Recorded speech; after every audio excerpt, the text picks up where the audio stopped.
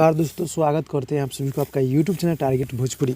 जी बता दें कि भोजपुरी के हिट मशीन खेसारी जी का एक बहुत ही हाई लेवल का गाना आपसे बीच रहा है। जी हाँ दोस्तों, ये गाना बहुत ही हाई लेवल, बहुत ही बवाल का है। जी हाँ दोस्तों, जो कि गाना बिंदिया ब्लैक दिल हैक करता। जी हाँ दोस्तों, यानी कि गाना बहुत ही हाई लेवल का है और बहुत ही गजब का है। जी हाँ दोस्तों, बिंदिया ब्लैक दिल हैक करता गाने का बोले खेसारी लाल जी और प्रियंका सिंह जी सॉन्ग को मिल के पूरा किए हैं और म्यूजिक एंड कैप्टन से ये गाना देखने को मिलेगा। जी हाँ दोस्तों, म्यूजिक एंड कैप्टन से ये गाना देखने को मिलेगा, जो कि खेसारी लाल जी और रक्षा गुप्ता जी नज़र आने वाले हैं वीडियो फिट में। जी हाँ दोस्तों, जो कि गाना बहुत ही हाई लेवल, बहुत ही बवाल के होने वाला है।